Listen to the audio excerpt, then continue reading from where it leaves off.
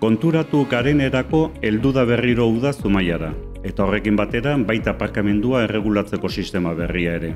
Irailean 15 bitartean egongo da indarrean, eta aurten gainera aparkamenduaren erregulazio herri osora zabaldu du. Hau da, erdiguneaz gain, poligono eremua ere erregulatu du. Iaz bezala, errotazio altuko guneak, egonaldi ertain edo tau guneak,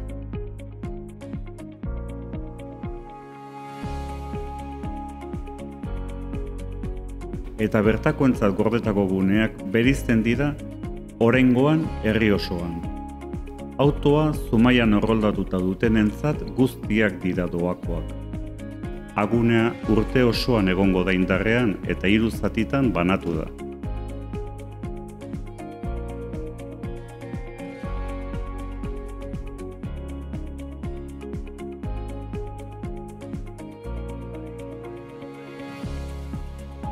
Begunea, uda osasoian egongo da indarrean eta 2 zatitan banatu da.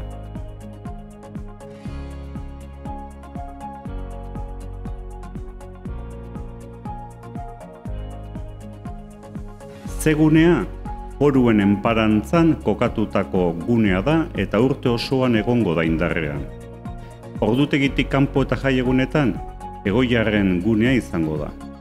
Egonaldi ertaineko guneak, tau guneak, uda sasoian soilik egongo dira indarrean, eta ibilgailua Zumaian erroldatuta dutenek 6 edo 11 orduz aparkatu dezakete doan.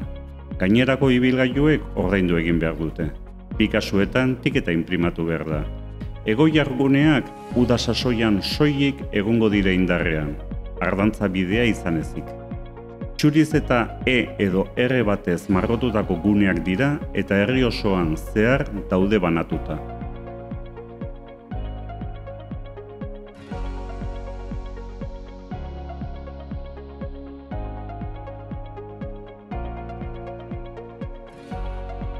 Horietan Egoiar txartela dutenek aparkatu dezakete, beti ere Egoiar bakoitzari dagokion gunean. Kasu honetan, iaz bezala, 1, 2 eta 4 zonak bakar bat bezala erabiliko dira eta auzo horietan bizi direnek gune horietako edozeinetan aparkatu dezakete bertakoen txartelarekin. Larretxo eta poligono eremuan, aldiz, bertan bizi direnek soilik aparkatu dezakete, baina aldi berean ezin dute 1, 2 eta 4 guneetan aparkatu. Doako aparkalekuak kirolportuko, saraunea eta estazioko industria gunea dira eta bertatik herrigunera hurbiltzeko garraio zerbitzu publikoak daude. Txalupa zerbitzua Santiago Hondartzara bata, ordu erdiro, eta erdigunera bestea 20 minuturo. Horrez gain, herri autobus zerbitzua ere dago martxan. Ordu erdiro, herrian zehar errestasunez mugitu ahal izateko.